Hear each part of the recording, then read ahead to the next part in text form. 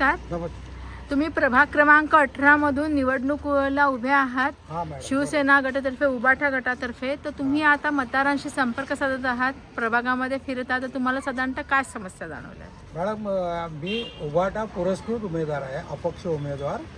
आणि माझ्या प्रभागामध्ये ज्या समस्या आहेत त्या मॅडम नमस्कार. माझं नाव आहे शंकर धर्माजी गायकवाड आणि मी प्रभाग 18 मधून उभा आहे.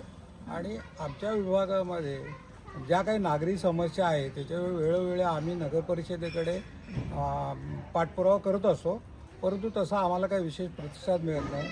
याच्याशिवाय आमच्या प्रभागामध्ये अनेक अशा सरकारी प्रॉपर्टी आहेत जे 15DD स्कीमच्या अंतर्गत येतात.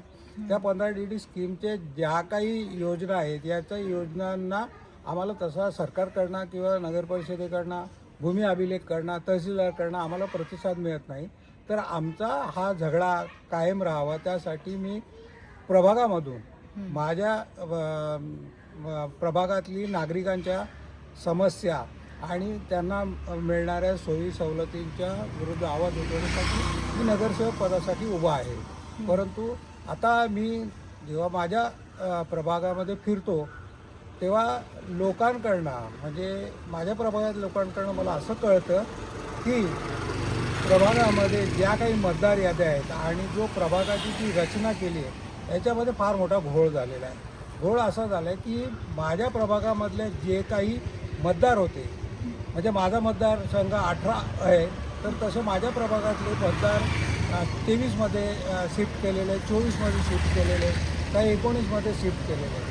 तर हा फार मोठा आम्हाला म्हणजे निवडणुकीला उभं राहताना किंवा लोकांशी जेव्हा संपर्क करतो तेव्हा आम्हाला हा फार मोठा प्रॉब्लेम येतो की नेमकं आम्ही लोकांना कशा पद्धतीने मतदान करायला सांगायला पाहिजे. तर ह्या आमच्या समस्या आहेत आणि आमच्या अडचणी पण आहेत. तुम्ही उबाठा गटातर्फे निवडणूक लढवतात का अपक्ष लढवत आहात? मॅडम, मी उबाटा गटाचा पुरस्कृत उमेदवार आहे.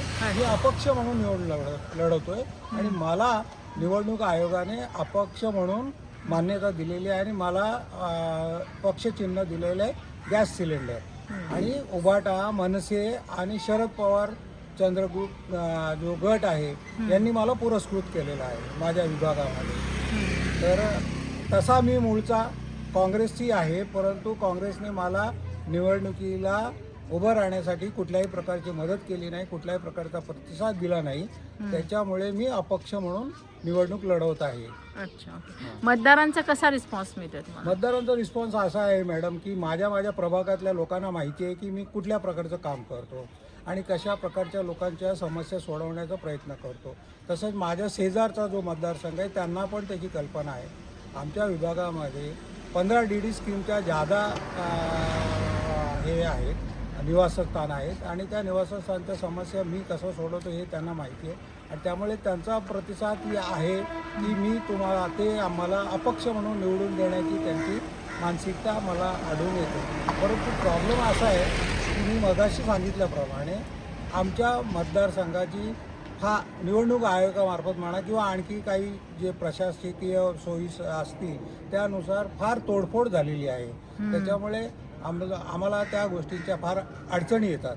नेमके म्हणजे माझे मतदार आहेत ते दुसऱ्या प्रभागामध्ये शिफ्ट झालेले आम्हाला याच्यावरून आढळून येतं. बरं, आता तुमचा प्रभाग हा विकसित करण्यासाठी तुमचं पुढचं विजन काय आहे? तुम्ही कुठल्या योजना राबवणार आहात? आहे मॅडम, आमचा प्रभाग विकसित करण्यासाठी सगळ्यात महत्त्वाचं म्हणजे माझ्या प्रभागामध्ये माझ्या आजूबाजूच्या प्रभागामध्ये सगळीकडे नगर परिषदेने सिमेंट कॉन्क्रीटचे रस्ते बनवलेले आहेत, चांगल्या प्रकारच्या त्यांना सोयी सवलती दिलेल्या आहेत, वाचनालय बनवले आहेत, गार्डन्स बनवले आहेत. पण माझ्या प्रभागामध्ये अशी कुठलीही सोयी सवलती त्यांनी केलेल्या नाही आहेत आणि त्या सोयी सवलती मिळाव्या म्हणून माझा संघर्ष आहे. आणि आमच्या ज्या प्रभागामधले जे नागरिक आहेत त्यांचा मला सपोर्ट आहे की ह्या सोयी सवलती आमच्या प्रभागामध्ये आल्या पाहिजे आणि त्याकरता ते मला नगरसेवक पदासाठी पाठिंबा देत आहेत आणि मी त्या नगरसेवक पदासाठी त्या कारणासाठी उभा आहे. बरं, 2 डिसेंबरला मतदान होत आहे, तुम्ही मतदारांना काय आव्हान कराल?